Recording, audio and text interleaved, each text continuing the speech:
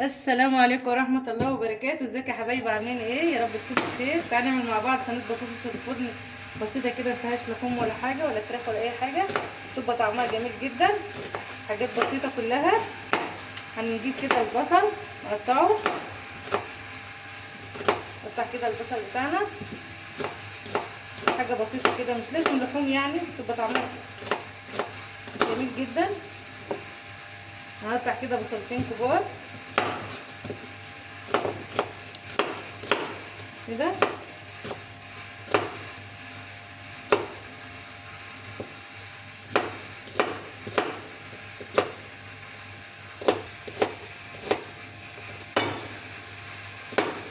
كده خلصنا البصل. هننزل كده، هنزل بشويه زيت في الصينيه،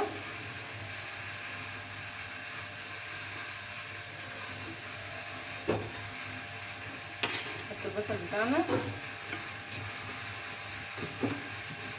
حاجات كلها بسيطه وجميله جدا.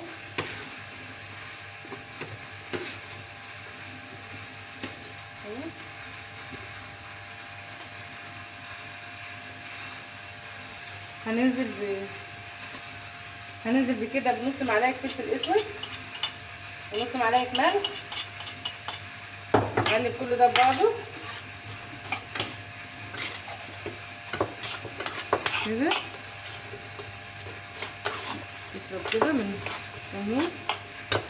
هذه البطاطس بتاعتنا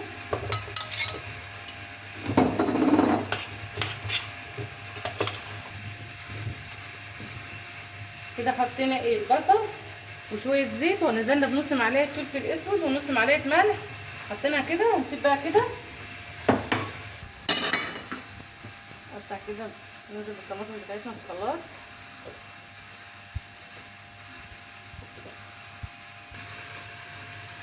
ومعانا قرنين فلفل كوبي هقطعهم برضو كده، نقطعهم كده ننزل بهم في صينيه البطاطس. لو عايزه تحطي حامي حطي على حسب الرغبه كده.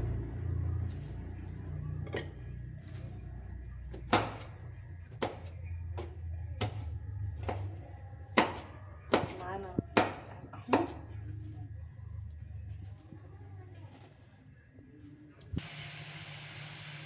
كده، حطينا الفلفل اهوت، واحنا ضاربين الطماطم هننزل بالطماطم. لو الطماطم بتاعتك مش حمرا، عايزه حابه تحطي صلصه حطي صلصه.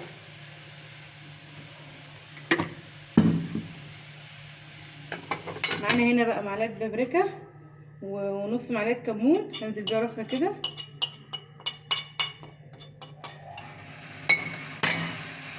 ومعايا هنا اهوت قرن فلفل احمر.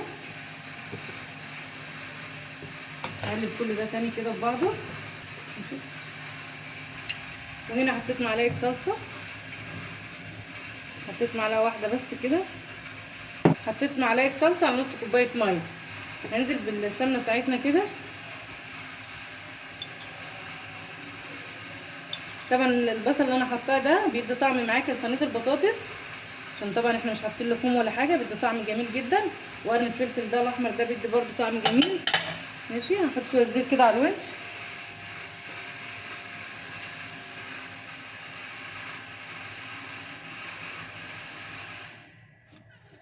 بس كده.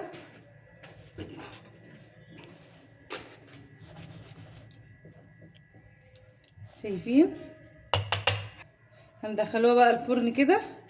خلاص احنا خلصنا صيد البطاطس، هي هتقعد معانا من ساعه الا ربع لنص ساعه كده، وتكون قصدي من نص ساعه لساعه الا ربع، وتكون استوت معانا في الفرن.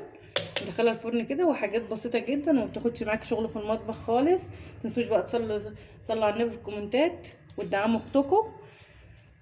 وكده طلعنا صينيه البطاطس من الفرن، استوت معانا اهيت، خدت معانا ساعه الا ربع، وعملنا رز ابيض جنبها.